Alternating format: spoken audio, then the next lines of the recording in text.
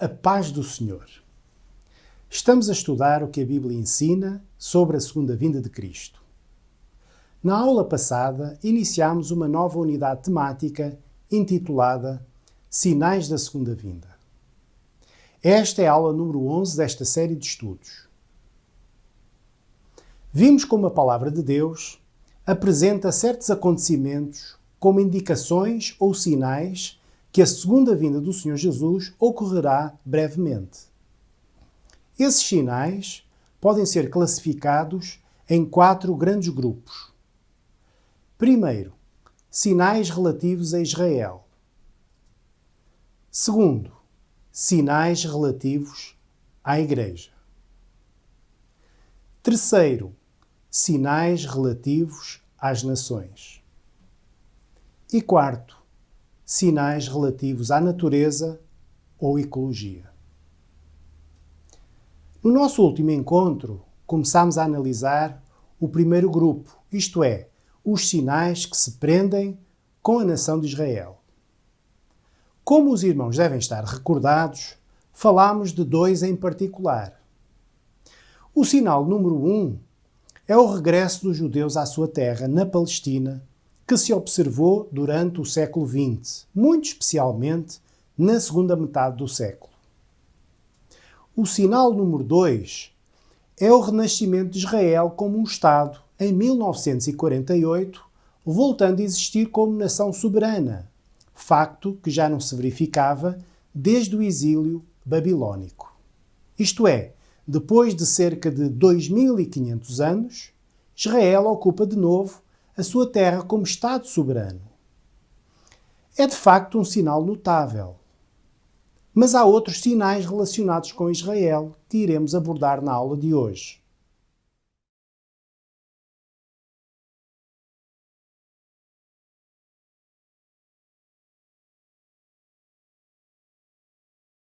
Vimos que o sinal número 2 é o renascimento de Israel como um Estado soberano. Mas há um fator muito importante que sustenta a identidade de uma nação: a sua língua. Os judeus que regressaram à Palestina falavam as línguas mais diversas. Uma boa parte dos homens era capaz de compreender o hebraico da Torá. Mas o hebraico não era de todo uma língua de comunicação em sentido próprio. Aliás, nem a língua hebraica dispunha de palavras para designar objetos e ações da vida moderna. Um homem apenas bastou para alterar este panorama. Trata-se de Eliezer ben Yehuda, que viveu entre 1858 e 1922. Nascido na Lituânia, com o nome de Eliezer Itzhak Perlman.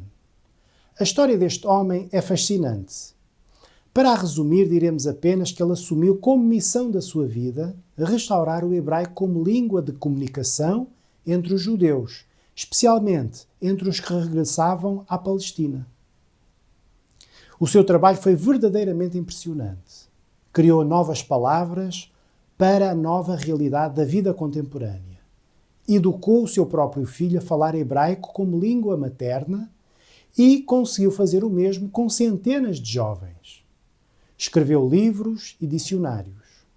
Fundou o que hoje é a Academia da Língua Hebraica. Como resultado de todo este trabalho, no espaço de apenas uma geração, o hebraico passou de língua meramente religiosa a língua usada como veículo de comunicação na vida do dia-a-dia. Hoje, nas ruas e casas de Israel, fala-se a mesma língua que se falava há milénios. Este facto é reconhecidamente um elemento muito importante no cumprimento das profecias bíblicas, contribuindo para cimentar a identidade política e cultural da nação de Israel. É um sinal que complementa os 2 sinais proféticos anteriores.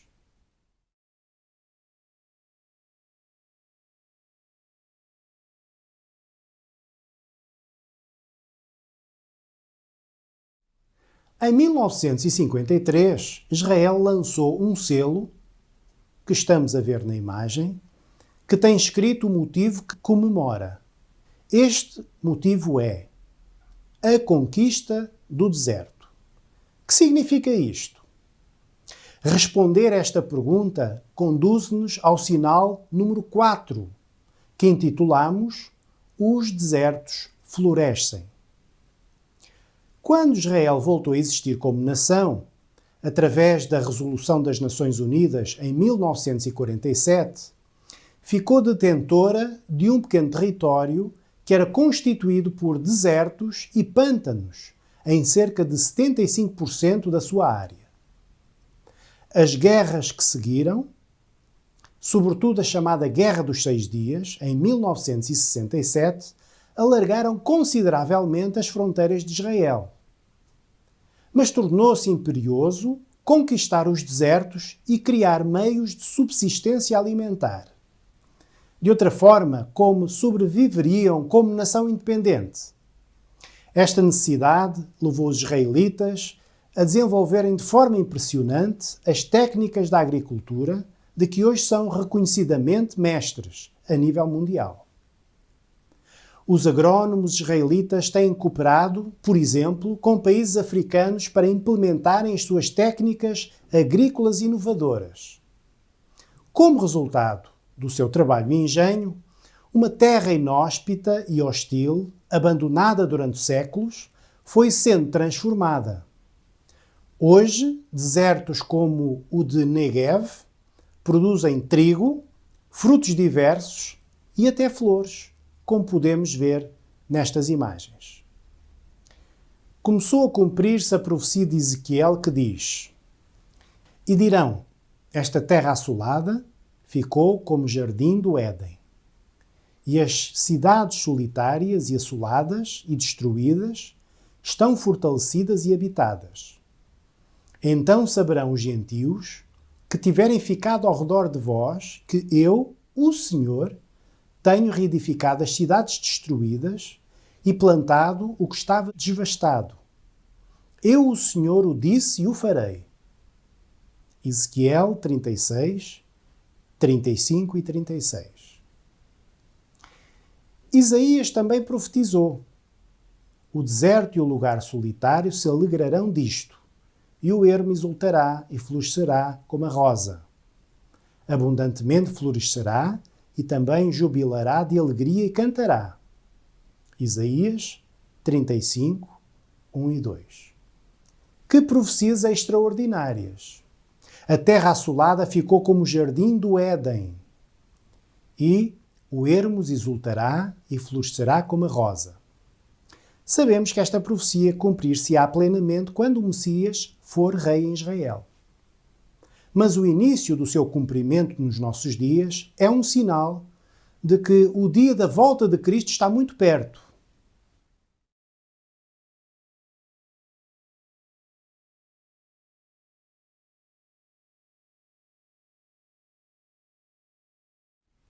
O sinal número 5 é Jerusalém. Este sinal é de tão grande importância que lhe dedicaremos o restante do estudo de hoje. Não nos podemos esquecer que Deus fez um concerto com Abraão que incluía uma terra que jurou dar-lhe por herança perpétua. Esta é a terra que jurei a Abraão, Isaque e Jacó, dizendo: à tua descendência a darei. Deuteronômio 34, 4. Deus não anulou essa promessa até hoje e, sem dúvida, irá cumpri-la plenamente a seu tempo. Hoje, Israel domina um território que constitui, em parte, o cumprimento das promessas de Deus. Este regresso de Israel à sua terra, como vimos, é fundamental para que se cumpram as profecias do retorno do Messias. Há 2000 anos, Israel rejeitou Cristo, mas vai cumprir-se o que Jesus falou. Porque eu vos digo que desde agora me não vereis mais até que digais: bendito o que vem em nome do Senhor. Mateus 23, 39. Israel vai ver o Messias descer no Monte das Oliveiras. No dia da sua segunda vinda, o Senhor Jesus não se vai manifestar numa grande cidade como Londres, São Paulo, Moscovo ou Nova Iorque, mas em Jerusalém. Por isso Jerusalém é tão importante e por isso à volta dela se travam terríveis batalhas espirituais. Diz o Senhor: desde o dia em que tirei a meu povo da terra do Egito, não escolhi cidade alguma de todas as tribos de Israel para edificar nela uma casa em que estivesse o meu nome. Nem escolhi homem algum para ser líder do meu povo Israel. Porém, escolhi a Jerusalém para que ali estivesse o meu nome, e escolhi a Davi para que estivesse sobre o meu povo Israel. 2 de Crônicas 6, 5 e 6. A primeira referência bíblica a Jerusalém encontra-se em Gênesis 14, 18. E Melquisedeque, rei de Salém, trouxe pão e vinho, e era este sacerdote do Deus Altíssimo.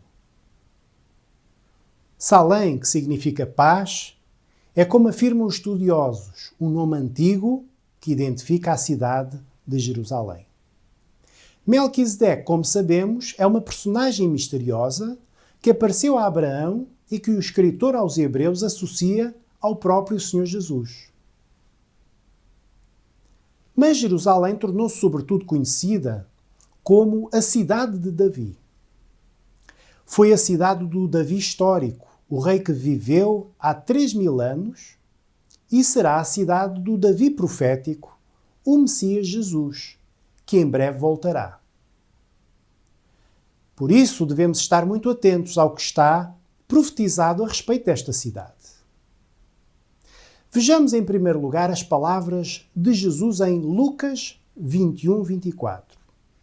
E cairão ao fio da espada, e para todas as nações serão levados cativos, e Jerusalém será pisada pelos gentios, até que os tempos dos gentios se completem.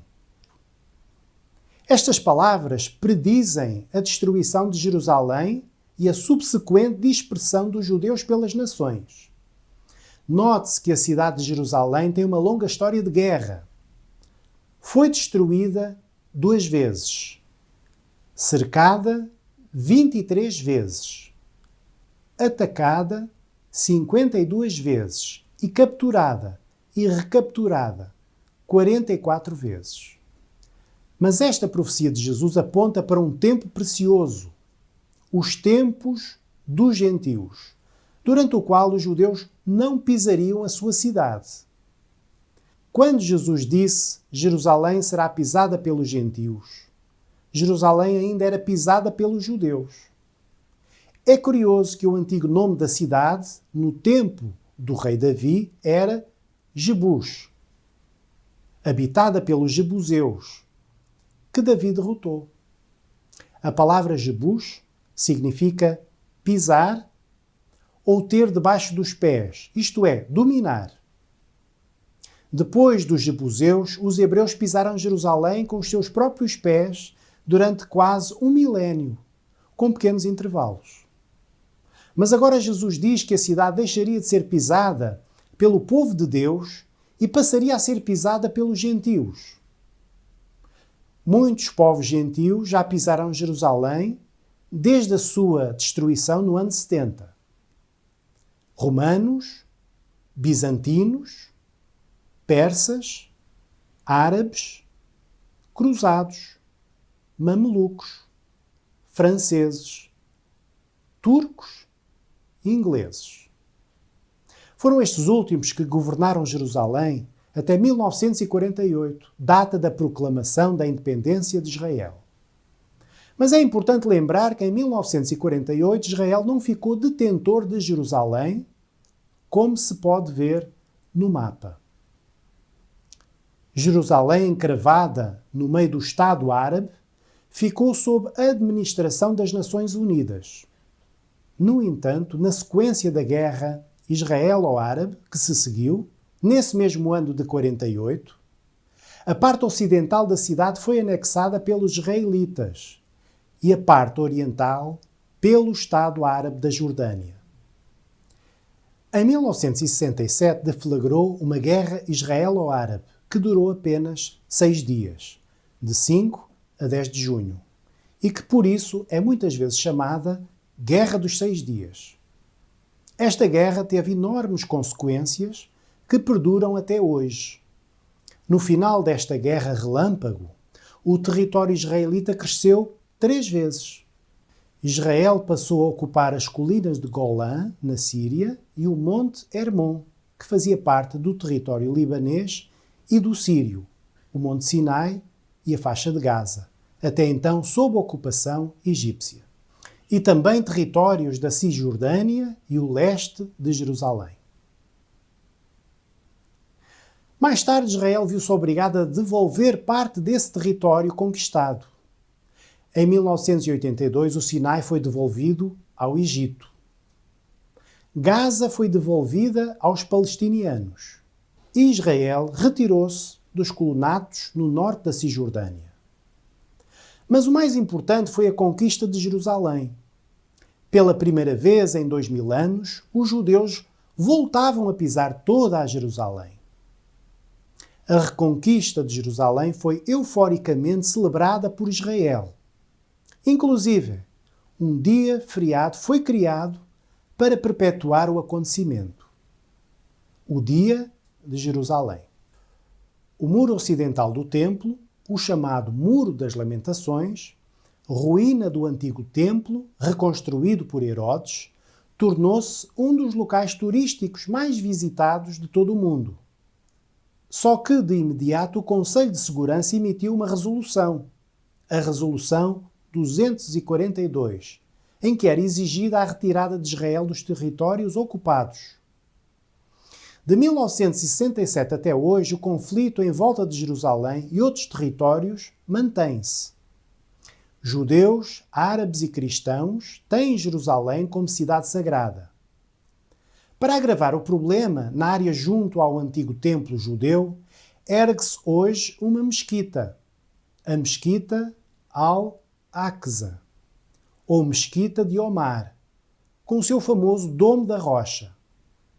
O domo ou cúpula da rocha cobre uma rocha onde supostamente Abraão ofereceu o seu filho Isaque, mas é também o lugar onde Maomé teve uma experiência segundo a tradição islâmica.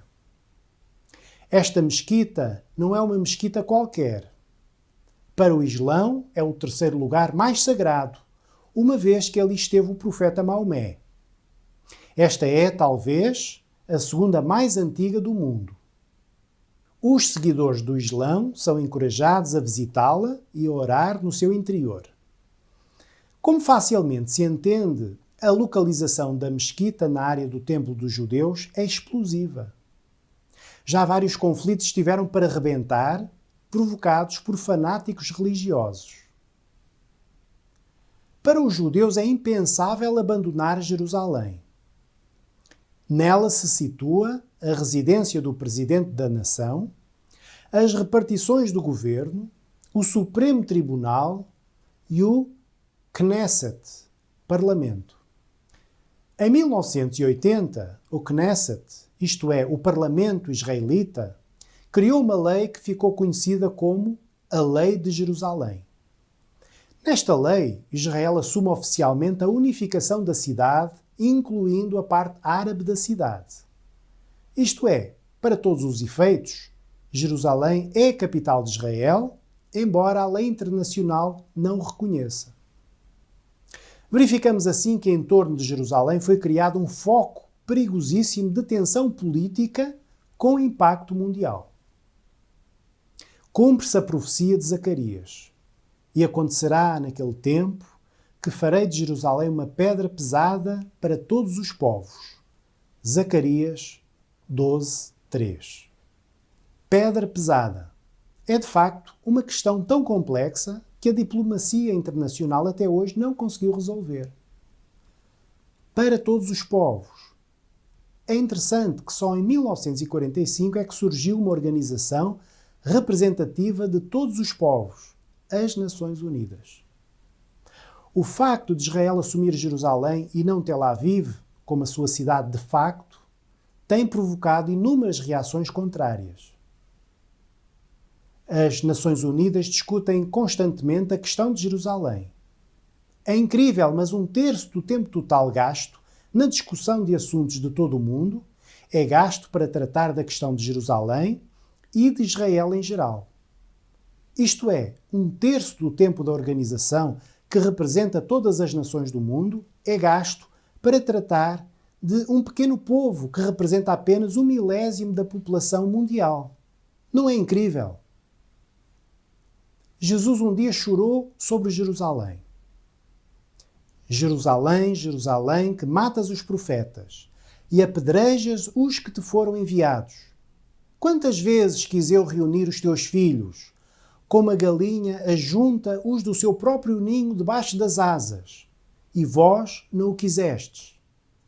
Lucas 13, 34.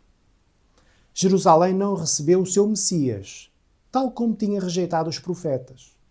No entanto, Deus mantém-se fiel. Ele declarou: esta cidade será reedificada. Jerusalém jamais será desarraigada ou destruída. Jeremias 31, 38 a 40. Esta cidade será habitada para sempre. Jeremias 17, 25. Nela, porém, o meu nome para sempre. 2 de Reis 21, 7. E 2 de Crônicas 33, 7. Quais as consequências deste conflito em torno de Jerusalém? Primeiro, para Israel, os líderes políticos mundiais sabem que ali reside um foco de tensão que pode acarretar terríveis consequências. Por isso tem havido esforços para fazer acordos políticos. Vários presidentes americanos conseguiram reunir líderes israelitas e árabes. Na imagem projetada, vemos vários desses líderes. Alguns pagaram com a própria vida essas tentativas de acordo de paz. Mas até hoje, tudo em vão. No entanto, sabemos pela palavra profética que virá um dia em que um acordo será estabelecido entre muitas nações e Israel estará no meio. Será o momento em que o Anticristo conseguirá uma vitória que redundará num terrível engano do povo de Israel. Parece que o tempo da paz e da segurança chegou, mas não. A paz verdadeira só chegará quando Jerusalém finalmente receber o Príncipe da Paz. Segundo, para a Igreja. Desde já sabemos que os tempos dos gentios estão a terminar porque os judeus começam de novo a pisar Jerusalém. Jesus declarou: Jerusalém será pisada pelos gentios até que os tempos dos gentios se completem. Lucas 21, 24. Paulo fala algo semelhante em Romanos 11, 25. O endurecimento veio em parte sobre Israel, até que a plenitude dos gentios haja entrado. Romanos 11, 25.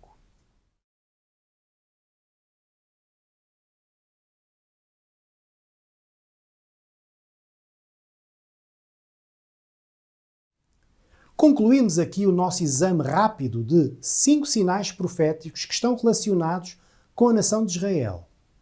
Queremos terminar recordando uma profecia de Ezequiel. No capítulo 37, o profeta descreve como viu ossos secos num vale e como recebeu do Senhor uma ordem de profetizar àqueles ossos. Ao profetizar, aconteceu algo de tremendo e maravilhoso. Leiamos. E houve um ruído enquanto eu profetizava. E eis que se fez um rebuliço e os ossos se achegaram, cada osso ao seu osso. E olhei, e eis que vieram nervos sobre eles, e cresceu a carne, e estendeu-se a pele sobre eles por cima, mas não havia neles espírito. Ezequiel 37, 7 e 8. O Senhor explicou a Ezequiel que aqueles ossos eram a nação de Israel. Viriam dias em que o povo voltaria a juntar-se, assim como os ossos da visão. Mas havia algo que faltava. Não havia neles espírito. O que aconteceu nos últimos 100 anos foi o cumprimento da primeira parte da visão. Os ossos juntaram-se. Cresceu carne sobre eles, formou-se de novo um corpo. Mas falta ainda o principal, a vida espiritual que provém da fé e da reconciliação com Deus. Essa segunda parte ainda se há de cumprir. Lemos. E ele me disse: profetiza ao Espírito, profetiza ao Filho do Homem e dize ao Espírito: assim diz o Senhor Deus, vem dos quatro ventos, ó Espírito, e assopra sobre estes mortos, para que vivam. E profetizei, como ele me deu ordem. Então o Espírito entrou neles e viveram, e se puseram em pé, um exército grande em extremo. Ezequiel 37, 9 e 10. A primeira restauração, a restauração política, já aconteceu. Mas falta a segunda restauração de Israel, a restauração espiritual. Essa ainda não ocorreu. Quando vai acontecer? Quando o Messias voltar e finalmente Israel se render a seus pés. Deus apressa esse dia. Deus abençoe Israel. E o Senhor conceda paz a Jerusalém. Quanto a nós, Igreja, sabemos que o nosso tempo está para chegar ao fim. Na nossa geração, Israel reaparece no palco mundial, ao mesmo tempo que a Igreja sai de cena. O dia da saída definitiva de cena da Igreja é o dia do arrebatamento, que se aproxima velozmente. Por isso, para nós, Igreja, os acontecimentos atuais, em torno de Israel e em particular em torno de Jerusalém, são um sinal muito claro de que o noivo está às portas. Prepara-te, Igreja. Prepara-te, irmão. A partida está próxima. A paz do Senhor. Maranata, o Senhor Jesus vem.